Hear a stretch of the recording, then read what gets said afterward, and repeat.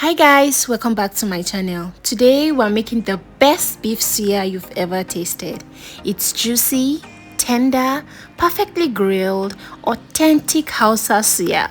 This easy step-by-step guide is going to take your suya game to the next level. So don't forget to like, subscribe and hit the bell so you don't miss any more uploads. Let me show you how it's made. You're going to start by cutting your beef. You're going to cut your beef into thin slices like this. Make sure to get pure beef, not the ones with tendons, because we don't want to be biting into tendons while eating our suya. So we want pure beef. Try as much as possible to get pure beef. So this is how your slices should be. It should be really thin like this and a bit long like this, just like this. Just transfer to your bowl.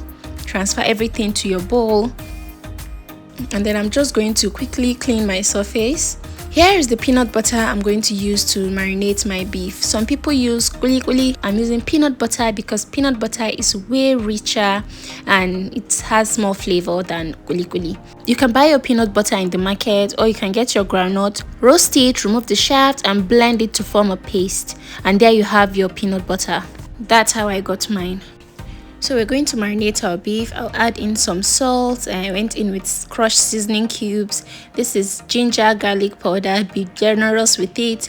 Then I went in with some yaji. I went in with some paprika and I'm going to go in with my peanut butter. Be also generous with the peanut butter.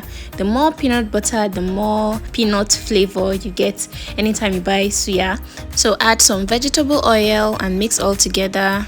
So mix it properly so that the spices and the peanut butter can just go round. Then add some more vegetable oil if there's need for it, and then mix a bit more, and then you're going to cover with a cling film. Marinate it in the fridge for maybe 30 minutes to 2 hours or more if you have time.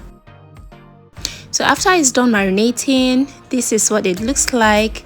So we're going to need our skewer for the next step. If you don't have skewers, you can omit it and you can just pour everything into a baking paper so that it doesn't stick to your oven or whatever you're using to grill. And then you can just grill it like that if you don't have a skewer or you don't just want to use a skewer. But I wanted to use a skewer, so this is how I'm going to use my skewer. I'll just poke it in like this, put everything in like this. I think I used like five pieces of the thinly sliced beef.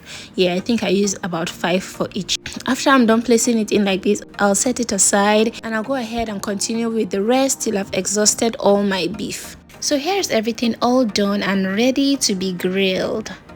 To my baking tray, I'm going to place my baking paper or parchment paper in. I'm going to carefully line all the suya in. Okay, this didn't take all, so I'm going to do it in 2 batches. So I'm just spraying some oil on so that it doesn't get too dry, so that it will grill properly in the oven and it wouldn't be too dry. I'm done spraying with some oil and now I'm going to take to the oven to grill. So this is it in the oven. So I'm just going to flip them all on the other side so that the other side gets to grill properly also.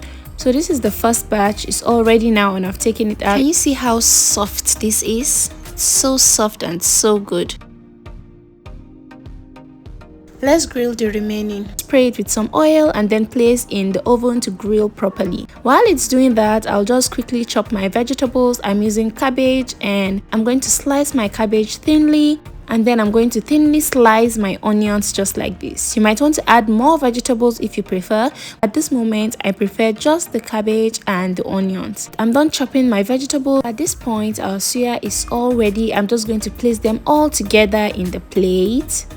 And these are so soft and so good. You know, the typical aboki suya, they taste exactly like that. So if you're craving for the normal suya, you're really a suya person, and you've been really craving suya, please try making it yourself and you might enjoy it more than you think. So I'll just add my vegetables in. I'll add my cabbage, onions, add my yaji. Of course, what's suya without yaji, right? And that's how to make the perfect suya that bangs every time.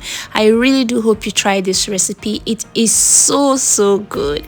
If you're used to making suya, please change that way. This is the best way to make your suya and you're going to get the best results. So look how soft it is. Don't forget to like, comment, share and subscribe to this channel and click on the bell icon so you get notified anytime I post another video. Thank you so much for watching. Bye and see you in my next one.